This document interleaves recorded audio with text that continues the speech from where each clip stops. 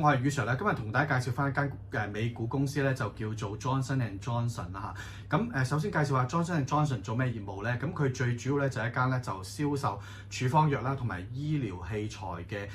醫療保健嘅公司啦。咁同埋佢嘅藥品嘅業務專注喺免疫學啦、腫瘤學啦、神經科學啦，同埋傳染病等等啦一啲領域嘅治療啦。嗱咁。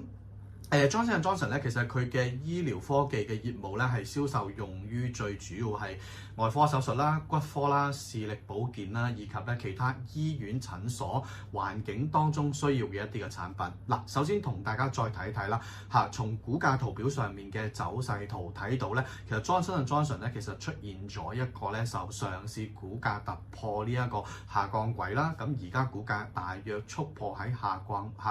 軌咧軌道嘅一個頂部位置，大約232蚊左右啦嚇。嗱，咁你留意翻，如果大家引用翻宇 Sir 咧，就喺呢個股票班課程當中教大家嘅5天線嘅理論嘅話咧，其實佢喺大約前2個交易日咧，其實股價觸碰227嘅時候咧，嗰度係一個咧就買入點啦。咁呢個亦都係利用咗陽燭上半身升穿5天線啦。咁喺股票班課程裏邊咧，會詳細去教翻大家呢一個技術形態上邊咧捕捉翻嗰個升浪嚇。嗱，咁另外咧就大家再睇睇落去咧，就係話關於呢間公司詳細嘅基本面嘅分析啦。嗱，呢間公司其實基本面分析方面咧，就最主要宇 Sir會睇幾個因素啦。第一個就係毛利率啦。嗱，毛利率咧就佢係67.9%，係高於行業講緊可能大約係30-40% 啦。咁另外咧就 operating margin 啦，其實27.9%啦，以及咧 free cash flow margin 咧係20.4% 啦。咁同埋 return on equity 我哋都知啦，如果佢連續嗰幾個季度都超過15%咧，咁而家佢做到27.5%嚇。咁 return on invested capital 咧其實14.5% 啦，咁亦都係高於10%嘅嚇。咁最主要其實咧，宇 Sir 睇好呢一個 Johnson & Johnson 咧，就相對於同業嘅呢一個輝瑞啦。最主要因為佢個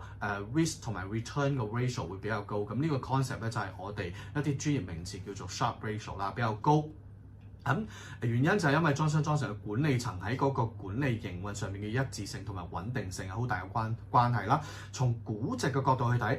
估值角度去睇嘅話咧，其實佢暫時而家嗰個預測嘅 PE 咧就係8.5倍啦，咁同埋 PEG 嘅高咧係細過1嘅嚇，0.97倍，挨近1個位置啦嚇。咁另外佢嗰個 yield 亦都係吸引㗎，2.3厘左右。咁 Johnson & Johnson 咧其實佢連續63年嘅股息係可以派發到㗎嚇，而且有個增長㗎嚇，咁所以你從一個股息嘅派發都已經知道間公司咧其實係幾優質㗎嚇，而且有大約 around 50% 咧係攞嚟派息㗎嚇，咁亦都係進行一啲嘅回購啦，咁啊所以呢個咧就睇到咧係一個